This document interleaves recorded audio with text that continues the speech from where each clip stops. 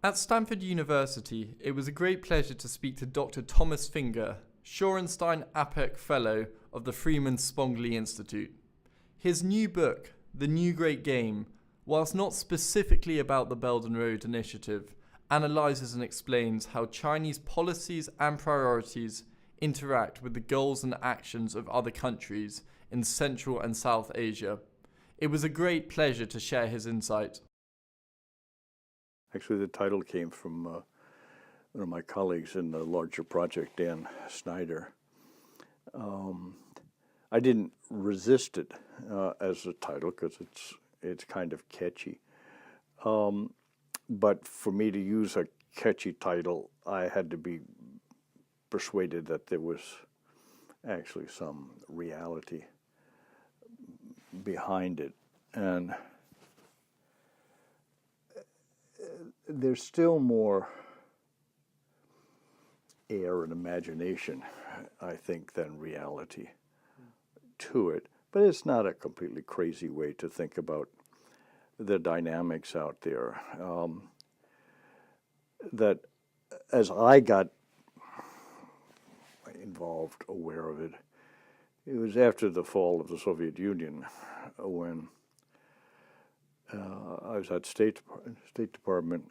The U.S. didn't have any particular interest in the region. It was not a, oh, wow, we're going to rush in and do this. But watching, as I was in charge of analysis for the world, the race between Iran, Turkey, and Saudi Arabia,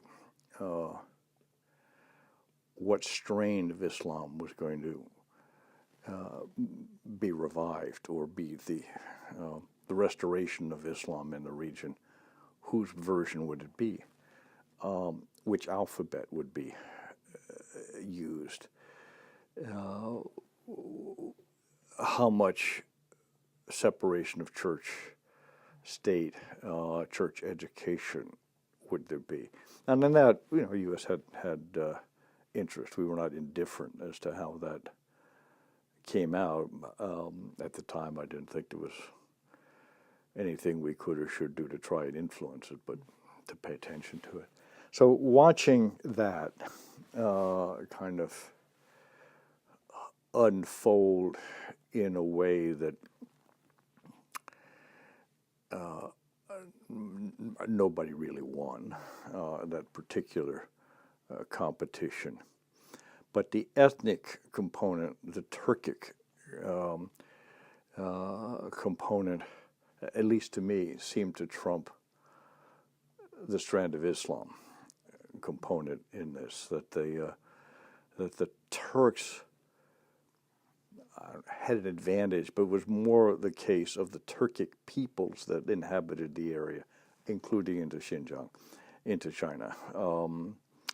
When people talk about Chinese foreign policy, they're very good at talking about high-level strategic dialogue and the rhetoric which is being espoused and some of the foreign direct investments and those dynamics. But the grassroots, the sort of pan-Turkic sentiments are things that aren't really emphasized as much. Do you think that's the sort of a dynamic which needs to be more at the forefront of discussion with Central Asia specifically? Well, I think you certainly need to be aware of it. The Chinese have for years now described the Islamic extremism, separatist challenge as the most serious security dilemma. I think some of them believe it. I mean, some of the officials who articulate it, it's hard to reconcile building a navy if that's your problem. You would do things differently. But the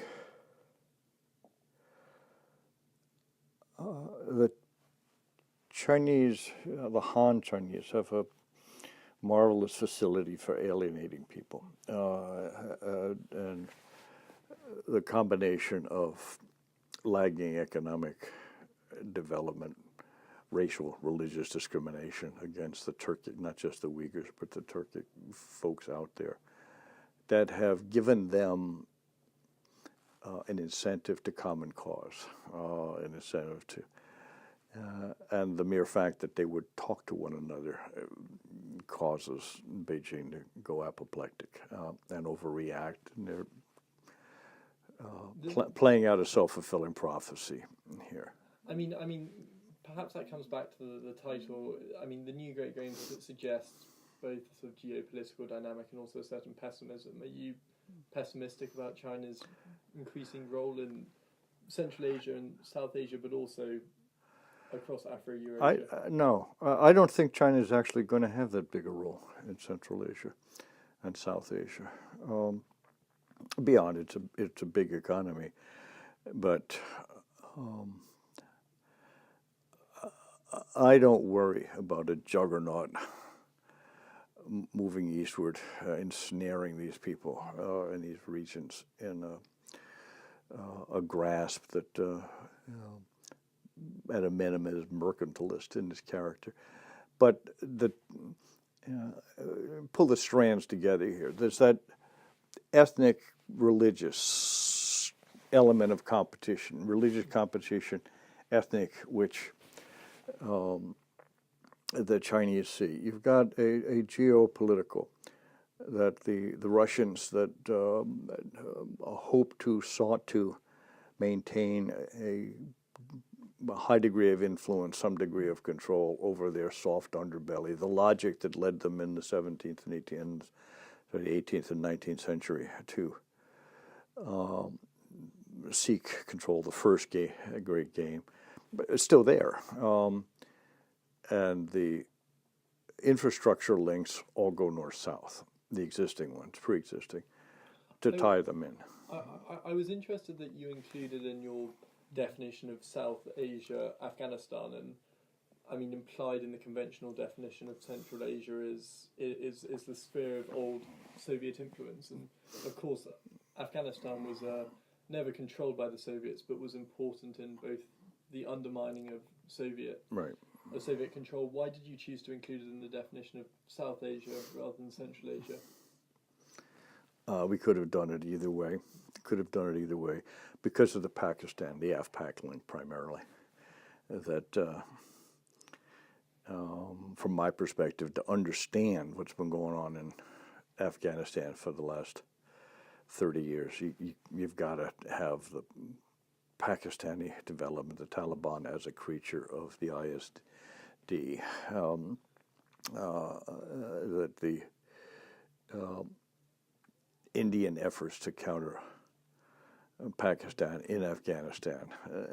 So that's why I put in the north you've got Uzbek and Kyrgyz and Tajik portions of it, but they're a small percentage of the population, much smaller than the Pashtun. And Pashtunistan, that's like Kurdistan, I mean, non-existent place of people who spread across the border, that drives a lot of the Pakistani engagement. So that's why we put it where we did. If you think that China won't have that much of an influence in, I mean, at least a security role in Central Asia, what about in Afghanistan? Because that's a region where it's been having more success. May that be with copper mines, may that be with engaging in dialogue with both the Taliban and the conventional government. Do you feel that that's a region where they may become more involved? Maybe, but to my knowledge, they have not lifted 1 pound of copper. They have some rights to it.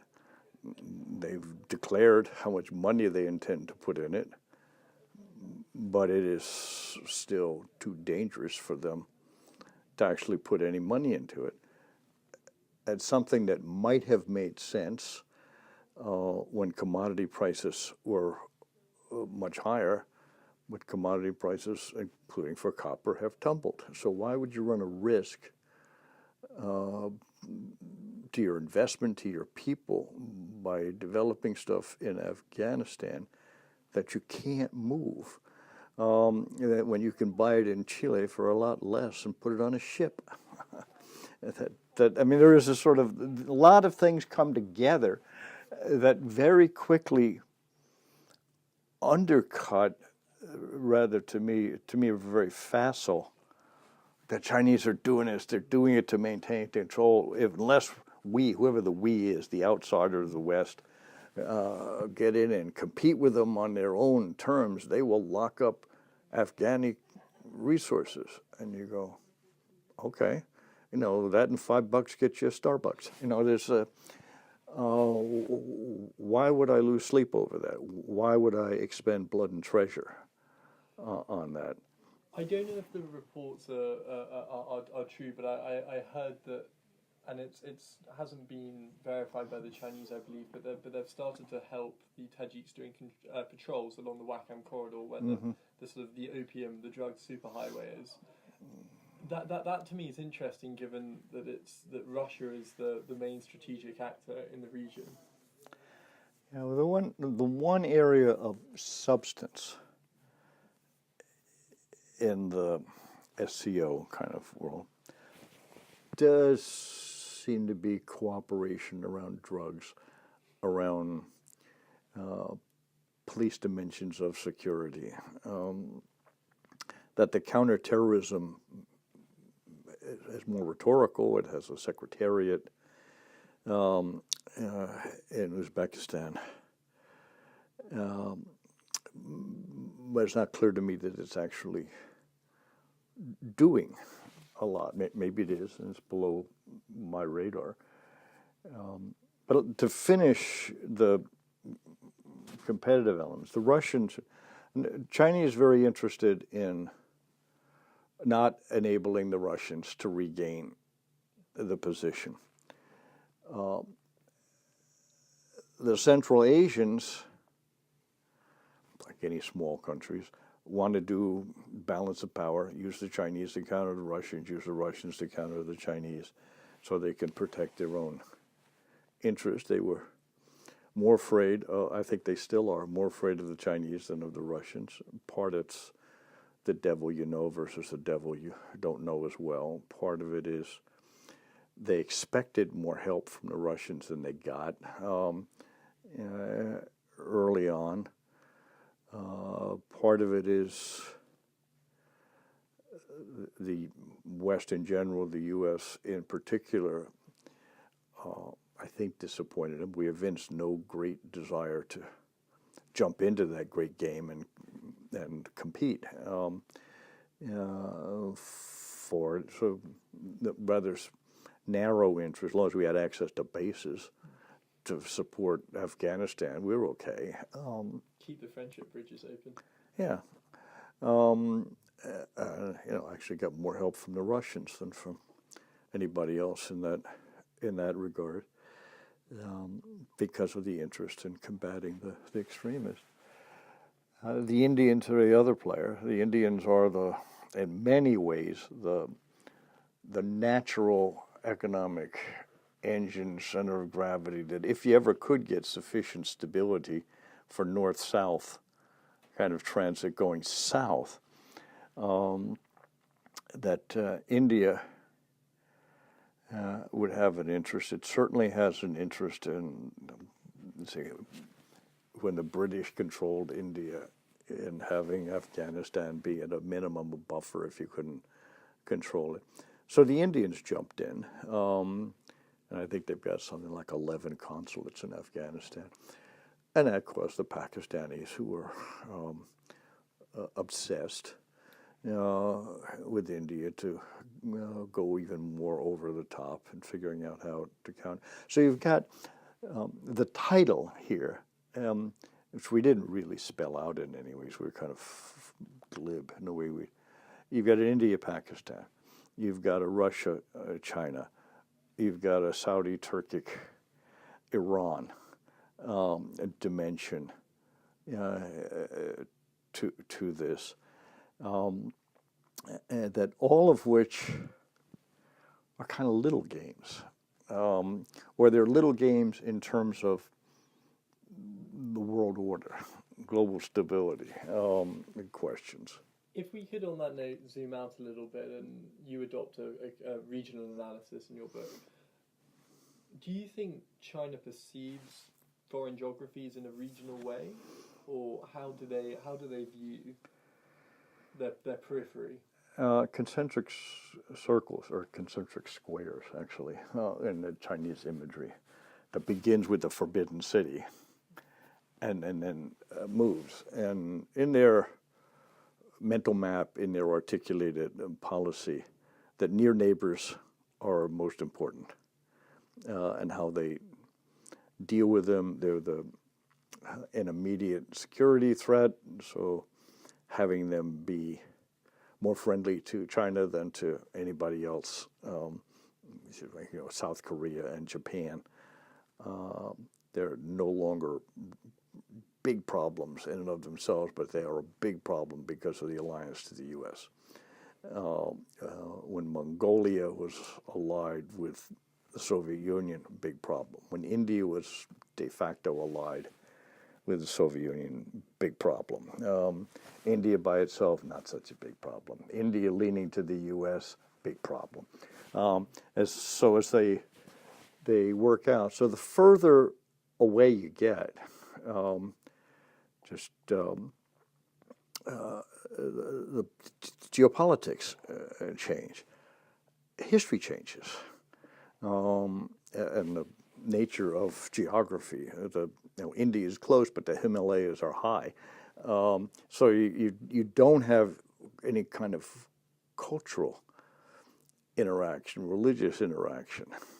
You place quite a strong emphasis on geography, and this is something that I personally agree with. I mean, Robert Kaplan's arguments are ones which I've enjoyed very much. But firstly, humans' ability with technology to shape geography, may that be with the potential Croix Canal or the Panama Canal, but also with the cybersphere, and that was an aspect which I didn't think that you touched on of ways in which regions could interact.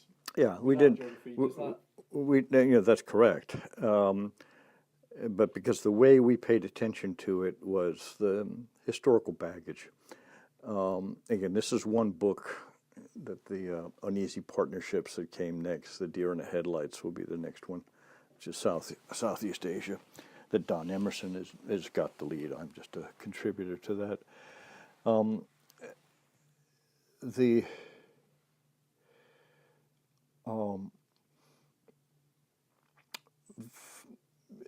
sense of having a better understanding of one another than probably do, cultural impact of China, the Sinocentric world, that very much a factor with Japan, the Koreas, Vietnam, that you don't have, as you in Central and South Asia, you just don't have that. So there's not a cultural sense of indebtedness to Chinese philosophy, religion, culture, writing that isn't there. But there's not the history. If you've been to South Korea, that in any national shrine memorial, that it'll tell you it was burned by the Japanese in 632. It was burned again by the Japanese, and it'll run through. So their history is one of resistance to Japan. And in Central Asia, really didn't have that. So, and South Asia don't have that that part of it. So that where the geography, on the one hand, you've got the Himalayas as a border, as a real obstacle. You can fly over it, you can sail around it, now that they are maritime powers, but traditionally we're not. Where Central Asia, it's like the plains of Europe. You can just storm right across it. Nothing to stop the Red Army from marching through the Fulda Gap and in Central Asia. And that's a two-way street. So because it's a two-way street, the element of the great game, again, from the Chinese side, when there was loose talk about expanding NATO into all of the FSU except Russia, the idea of NATO being in the stands, the Chinese were apoplectic. And they jumped on that in the mid-90s with the Shanghai Five as a way of forestalling that, unlikely outcome. And they take great credit for preventing something that wasn't going to happen anyway. But the fear and the geopolitics of it, you get right up against my border. That's a huge problem if you're in Asia. On that note of borders in Central Asia, you seem to identify, or if we can generalize, three big issues which the Chinese are interested in: energy security, water management. They may that be with the Ilia or the I can't remember the name of the other river. I can't either. Anyway, and border security. Would you say that there's any specific one which the Chinese are most interested in? I think it depends on which Chinese and where are they and which time, as is always the case. But I think it is alienated peoples on the border. And the Chinese concern about this that goes back in the Qing dynasty. Before the Qing, the far west, the Chinese basically had no involvement in it. But the borders as a way to separate, again, mostly Turkic peoples, keep them weak by keeping them different sides, where they're minorities in the stands as well as on the Chinese side, as a way of dividing and conquer, or at least divide and deter in there. And borders thought of like the Chinese wall to keep stuff out. And the mindset that changed in the 90s was borders as bridges. That is a way to reduce the alienation of the minorities on the Chinese side by stimulating the economy, by taking advantage of natural trade opportunities, relationships across the border. It's a long goddamn way to get to the coastal China. It's not very far to get into the neighboring countries. And you see where the population's concentrated. It's closer to the border than it is to the far side of the stand. The theme there seemed to be the sort of Chinese focusing more on development and security as they've moved towards the 21st century, or at least pushing development, and as the USSR declined, that becoming less of a imminent threat at least. What would you say are the links between China's sense of sovereignty and security? How does China think of sovereignty? I think I'm tempted to say they're interchangeable words. That's not right. But they're certainly linked concepts. That your security, what is the purpose of efforts to enhance your security? It's to protect your territory. It's to protect your sovereign control. Your right to maintain, dictate within your territorial purview. And security is the ability to do that. And that's the security for China has an external and an internal dimension. And the internal one is stability, it's order, it's avoidance of luan or chaos. So you've got to deal with external threats to your security with a nuclear deterrent, with a conventional military capability, with clever diplomacy, with playing one barbarian against another barbarian. But you've also got to maintain internal security. And part of that is providing for the needs of the people, and part of it is control, repression. That China's toolbox has a lot more repressive tools in it than it does accommodationist, safety valve. Let them demonstrate. Let them blow off steam. let them figure out a way to solve a local bad official problem. The Chinese see that as a very steep and slippery slope. You don't want to start that because it can too easily get out of control, too easily expand.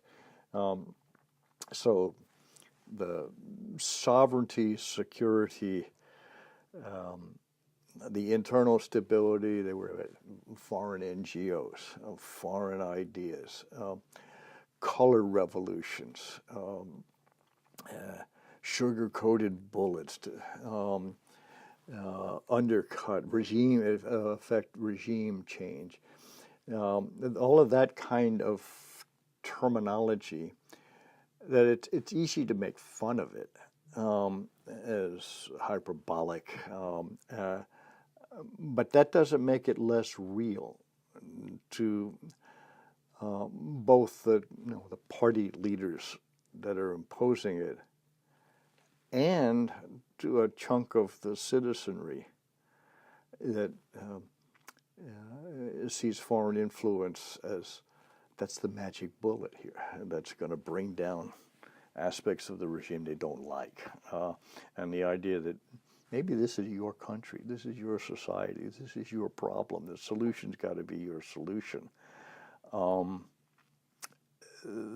That doesn't register nearly as well.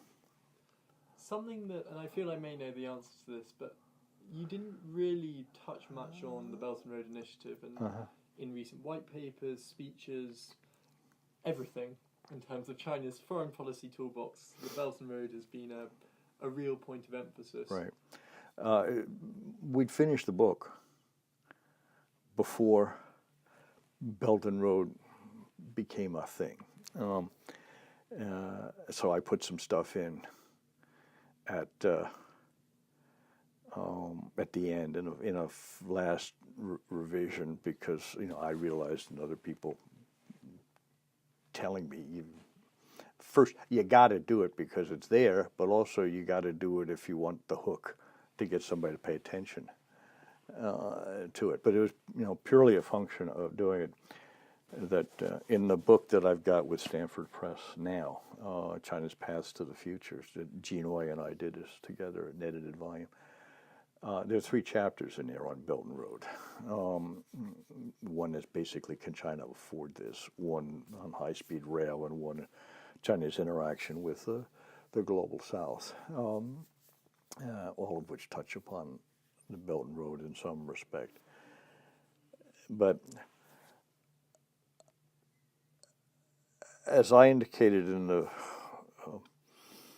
little piece I wrote for CSIS, shortly after the Belt and Road was announced, when I think I was the second piece in their series that's now got 100 and some odd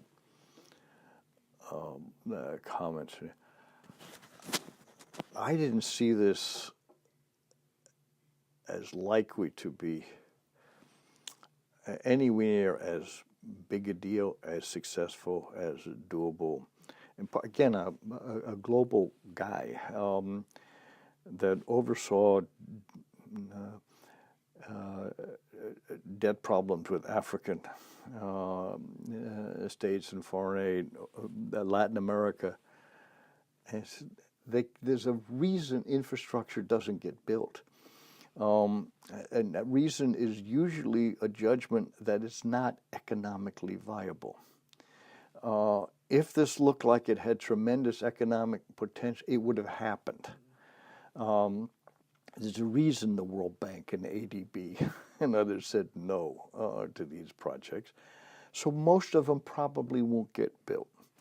There's enormous enthusiasm when countries that were potential beneficiaries of Belt and Road, when they thought the Chinese were going to pay for this. Who wouldn't? No, Santa Claus is coming.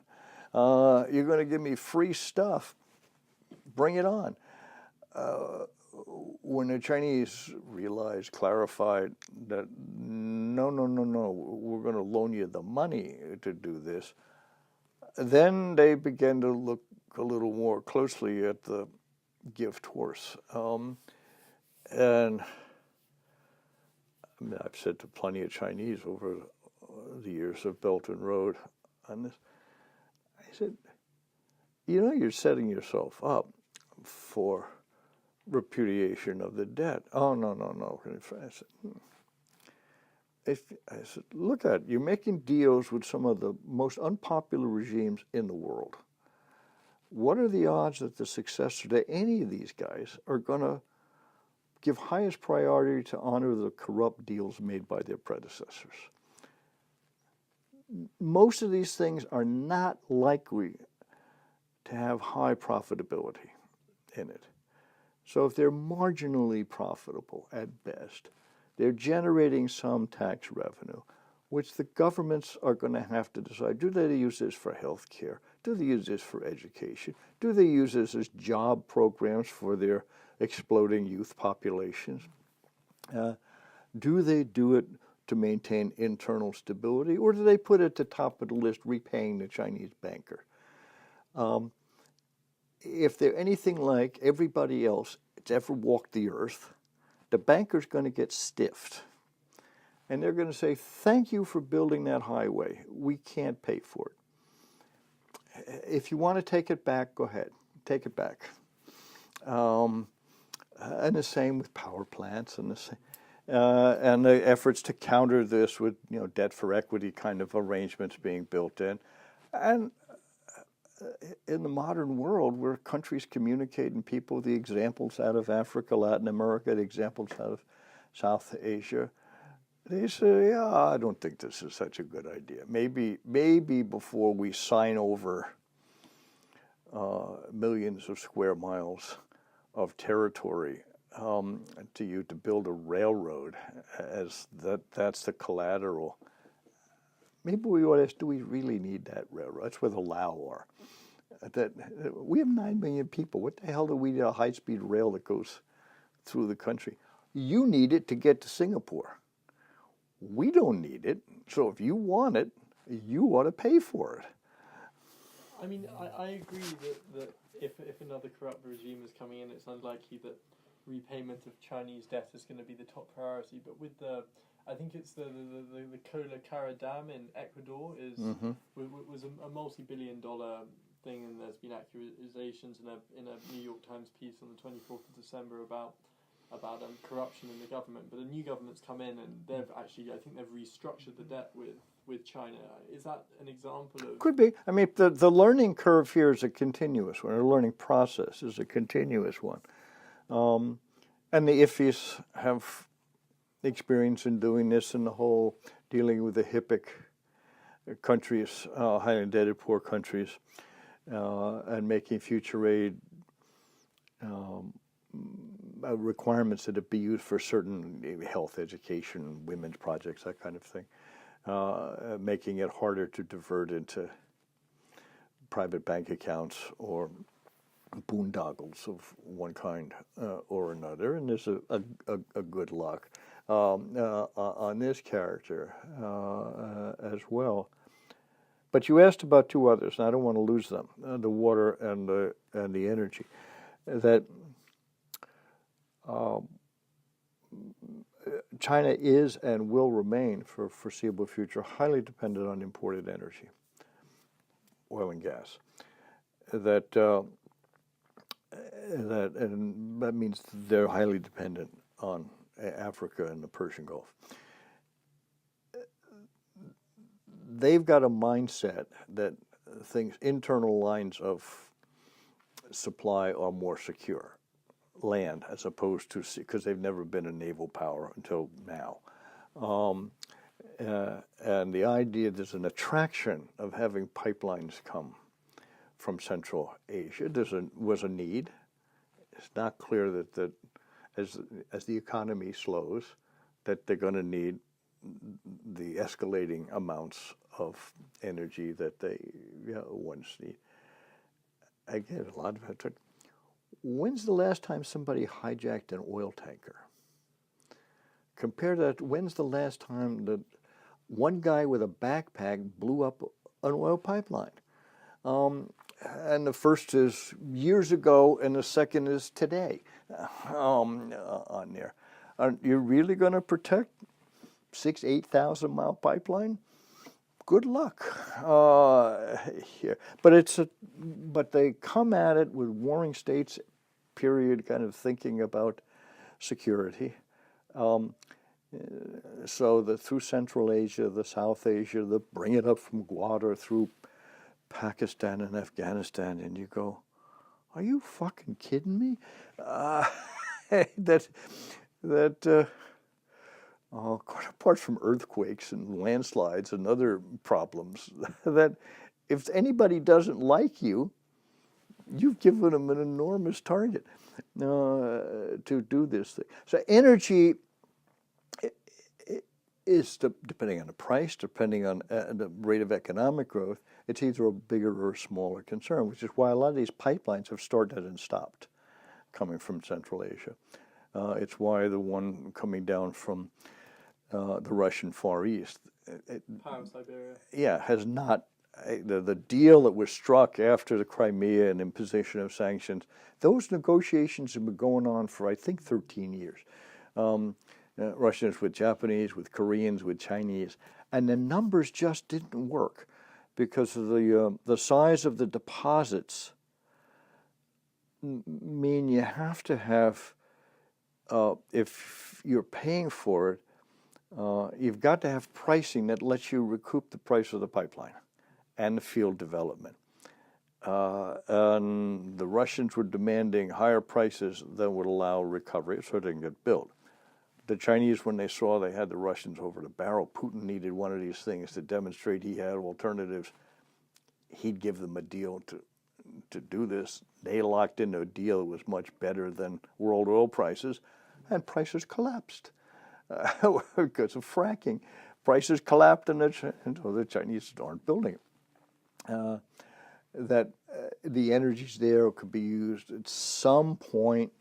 The technology might change so you can do fracking without water.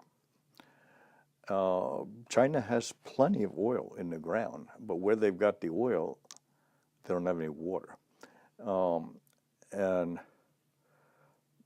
water is the next huge problem for China.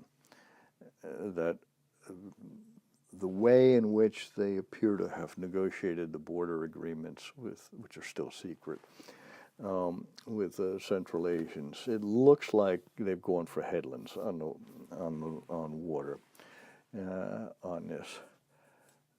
But climate change kind of things. There's just less water. The number of underwater channels that bring it down to the oasis cities in China, and I assume in Central, they're down to about a third what they were. And it's not going to recharge unless we go into a kind of an ice age kind of thing. It's not going to recharge fast enough to make a difference. And North China Plain is non-recharging aquifers being depleted. And dozens, if not hundreds, of wells go dry every day. The wells drilled in the 60s and 70s to support a cotton economy and a corn economy. And you go, why would you ever grow those crops in a water-short region? But they have. And the economy is developed around them. And they're way, way behind in doing desalination and other kinds of things that would be expensive but necessary to replace this because of the huge numbers of people who are involved. And Beijing today is way, way below the per capita daily water requirements as set by WHO. And all kinds of effort is made to bring water into Beijing, including this stupid south to north project that, when it's all done at $15 billion or whatever it's going to cost, it'll increase water by 6%. I say, that can't be the solution on here. Central Asia, just to bring it in, Central Asia is not a likely source of very much. I mean, I could deal with South Asia, and already the headlands of the Ganges and the Mekong, where that I haven't looked at it close enough to sort it out. But when the downstream were screaming about this stuff and started screaming, nothing had been built yet. It was sort of a line on a map that the Chinese had drawn, was being blamed for current shortages of water. Now the stuff is being built. How much of those forecasts are proving accurate? It's in a part of China that doesn't really need water. I mean, there's plenty of water in the south. It's the north that where the people are, where the industry is, and the water isn't. And the agricultural heartlands, other than the rice culture. So all of these are factors. They're not of equal weight, and they do compete with one another. I mean, the energy-water trade-off is a real one, and nobody's figured out. You build a coal-fired plant, it takes a lot of water, and it takes more if you're going to wash the coal, because you're going to meet carbon emission, pollutant emission. If you're trying to get heavy metals out of it, let alone the water you need to run steam turbines. That is very hard to reclaim. It goes up in the air in steam. You make steam, you got to, or it's very expensive to capture it in a closed cycle system. And on that, if I may ask as a final question, if water's going to be one of the key strategic priorities in the future, the Belt and Road Initiative seems to also be one of the key foreign policy, and I mean, by some academics, also sort of domestic initiatives in the future. Could you summarize that in a single word, and if possible, also a single image? What for you would encapsulate the concept of the Belt and Road? The leader wants it. I mean, this is Xi's signature undertaking so far, and that has a lot of significant consequences. One is the derivative guidance to the policy banks to loan money for Belt and Road kind of stuff. This is the silver bullet solution to excess capacity in the construction industries, and cement, steel, building cranes and stuff that you exported. Belt and Road as the marvelous way to use their foreign exchange reserves, which sit mostly in New York and to some extent in London, which they don't want to bring back to China because they've already converted them once. If they bring them back and spend it, they got a huge inflation problem. So they can't spend it in China, spend it outside China, and gain political influence. So that it's a twofer or a threefer in there. Because this is the leader's thing, it's a Christmas tree that people can festoon with all the ornaments they wanted. So you've got provinces, you've got cities, you've got firms declaring some undertaking Belt and Road, because then they can get funding for it.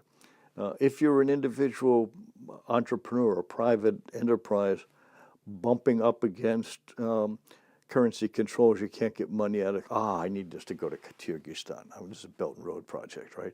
Once it's out of China, it's gone, right? Into wherever it goes that'll produce a return. So all of these things that come from the fact that this is Xi's signature project. Nobody wants to be out of step with the leader, and they can exploit the priority or the prominence given to it to do lots of things that they would just call it Belt and Road, which is one reason that the number of Belt and Road projects in it, and again, most of this won't happen, but some of this stuff got built 20 years ago, and okay, that's Belt and it's now under Belt and Road. Some of this is I've got a scheme to revitalize my 1960s factory here. I need a loan because I'm going to make stuff for Belt and Road. If I could push you to define that in one word, is there a word that comes to mind? Opportunist.